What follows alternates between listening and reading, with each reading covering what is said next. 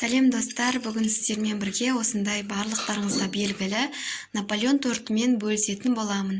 Менің видеомды соңына дейін қарап, менің каналыма тіркеліп қоюды ұмытпаңыздар. Өте оңай, ешқандай да қиындығы жоқ. Менімен бірге соңына дейін қарап шықсаңыздар болады. Ең алдымен бізге уксусқа қосылған су, май және жұмыртқа, ұн қажет болады. Ең алдымен біз майымыз бен ұнымызды жақсылап араластырып аламыз.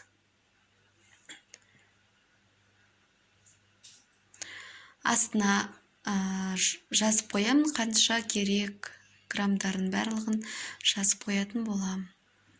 Майымыз өте қатты болу керек, менде сәл жұмсақтау, но ештеңке етпейді.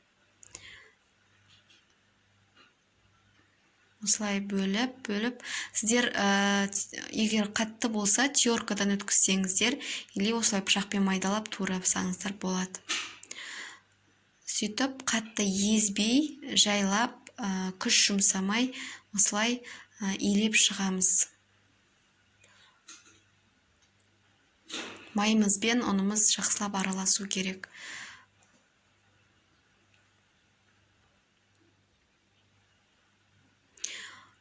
Міне осылай үгітіліп тұру керек. Онымен майды әбден араластырып алдым. Енді оған қоспамызды саламыз. Оған бізге бір жұмыртқа қажет, және де уксус және мұздай су қажет болады. Тағы да кішкене уксус қосамын.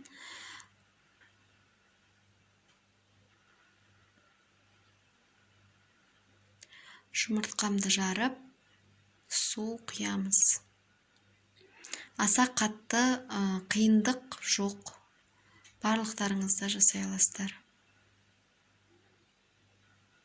Осылай жақсылап араластырамыз. Және суымызды, су міндетті түрде мұздай болу керек. Өте салқын су болу керек.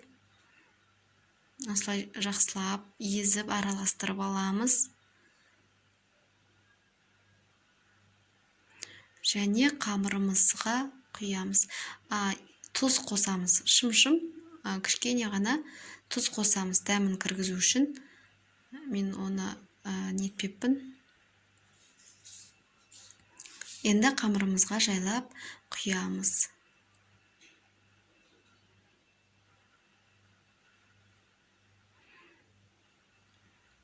Қамырымызды жаңағы айтқандай, қатты кәдімгі қамыр илегендей емес, жеңіл илейміз. Жай біріксе болды, онымен суымыз бірігіп тұрса болғаны. Осылай. Міне мен осылай біріктіріп алдым. Енді ұнымызды сеуіп, бөліктерге бөлетін боламыз. Менде 8 бөлік шықты.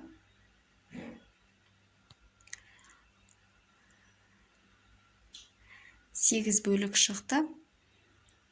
Бөліп.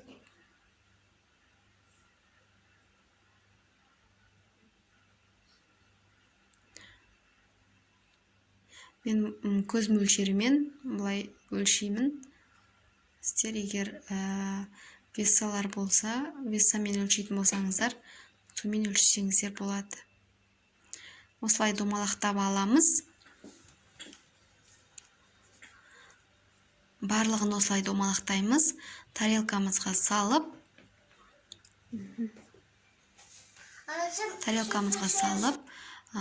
целлофанмен бетін жауып, морозильникке қойдым мен, 1,5 сағатқа қойдым. Сіздер холодильникке 1-2 сағатқа қойсаңыздар болады тындырып. Міне мені 1,5 сағат өтті. Мұздап әдемі болып, тестам әдемі болып тұр екен. Жаюды бастаймыз.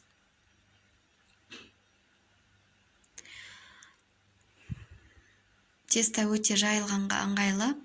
Менде тек астында тақтай болғандықтан дұрыс жайылмай тұр екен. Кейін тақтайды алып тастап жайдым. Осындай пергамент қағазына бірден жайсаңыздар ыңғайлы болады. Себебі формасымен тура сол формасын бұзбайсыз, бірден саласыздар.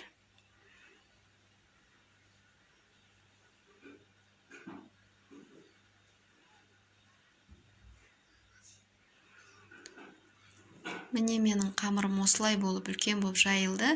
Енді осыны кесіп, домалақтап кесіп аламыз. Жұқалығы көріп тұрғандарыңыздай өте жұқа болу керек.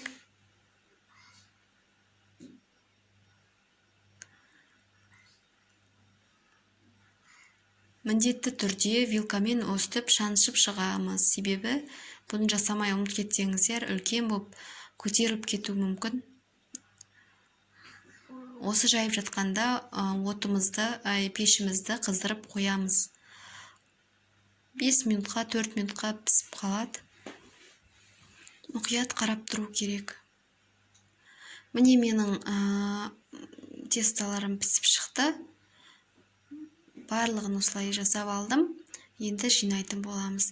Мен бұл тортқа заварной кремді, қайнатпалы кремді жақтым. Заварной крем қалай жасалу керектігі менің каналымда бар. Қарап жасасаңыздар болады.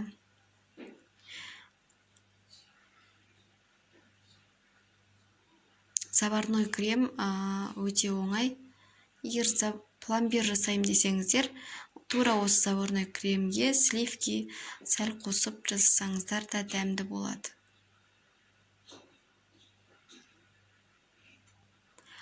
Қаймақты сливочный болады ғой, сары маймен сгущенка қосылған. Сол кремді жасасаңыздар да әдемі болады. Заварной крем қосқанда бізде Наполеонымыз жұмсақ болып шығады. Ал маргаринмен жасайтын болсаңыздар, сливочный крем, ол бізде қытырлақ болып тұрады. Біз заварной креммен көбінесе өзім жасаймын. Негізі тесталарым осылай сәл қызарып піскен, сіздер ақшылдау пісірсеңіздер болады.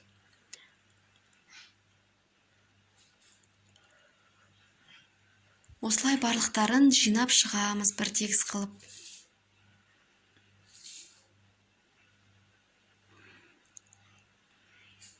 Мінекей барлығын жинап алдым. Менде 8 коржы болған. Жабыстырдым, енді бетіне және де шет-шеттеріне осылай жағып шығамыз. Жаңағы жәннен қалған тестамызды корж ретінде, бетіне әсемдеу ретінде қолданамыз. Оны жай ғана қолмен үгітсеңіздер үгітіледі.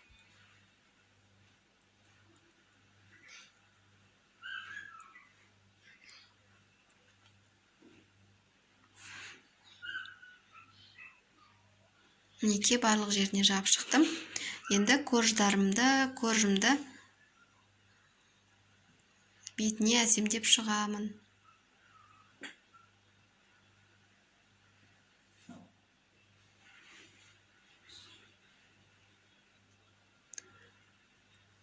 Осылай барлығын жасап шығамыз.